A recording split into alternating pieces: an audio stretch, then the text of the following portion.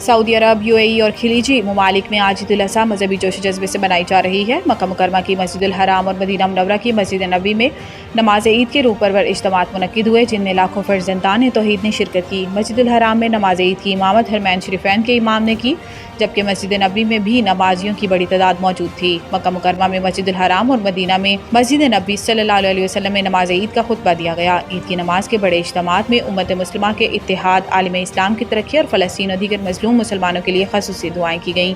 Dubai, Abu Dhabi, Sharjah اور دیگر اماراتی ریاستوں میں بھی نماز عید ادا کر دی گئی۔ ادھر حجاج کرام مزدلفہ سے منا پہنچ چکے ہیں، جہاں وہ حج کے اہم رکن رمی جمعرات کی ادائیگی کے ساتھ بڑے شیطان کو کنکریاں مار رہے ہیں، جس کے بعد قربانی، حلق یا قصر اور احرام کی حالت ختم کرنے کے مناسک ادا کیے جا رہے ہیں۔ اس کے بعد حجاج طواف زیارت اور سعی مکمل کریں گے۔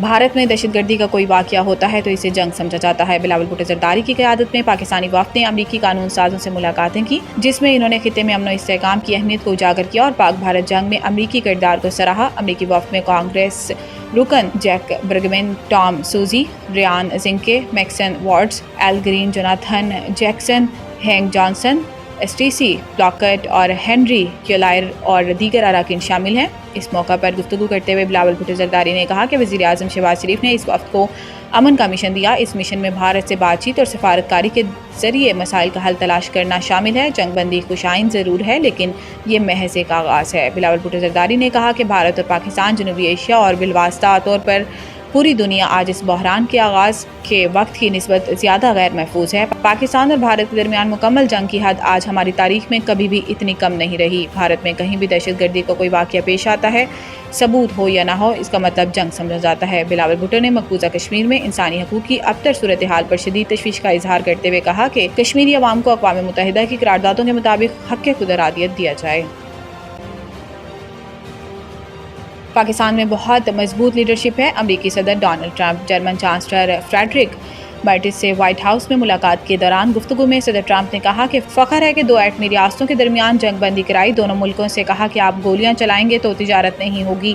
صدر ٹرمپ نے کہا کہ پاکستان میں بہت مضبوط لیڈرشپ ہے۔ واضح رہے کہ صدر ٹرمپ پاکستان اور بھارت کے درمیان جنگ بندی کی بات ایک درجن بار دہرا چکے ہیں۔ ہر بار یہ بات سن کر مودی سرکار سیخ پا ہو جاتی ہے اور ساتھ ہی بھارتی حزب اختلاف کانگریس کو مودی جی کا مذاق اڑانے کا پھر موقع مل گیا۔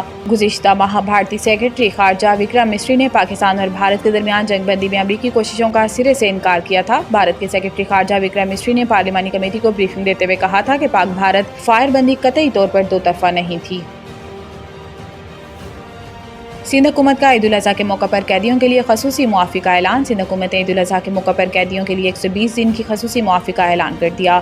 محکمہ داخلہ سندھ نے قیدیوں کے لیے 120 دنوں کی معافی کا نوٹیفیکیشن بھی جاری کر دیا، جس کے مطابق وزیر اعلیٰ سندھ مراد علی شاہ نے قیدیوں کی خصوصی معافی کا اعلان کیا۔ اس موقع پر وزیر اعلیٰ مراد علی شاہ نے کہا کہ عام قیدیوں کو 120 دن کی خصوصی معافی دی جائے گی، تاہم قتل، دہشت گردی، ریپ، اغوا اور مالی بدعنوانی میں ملوث قیدی معافی کے اہل نہیں ہوں گے۔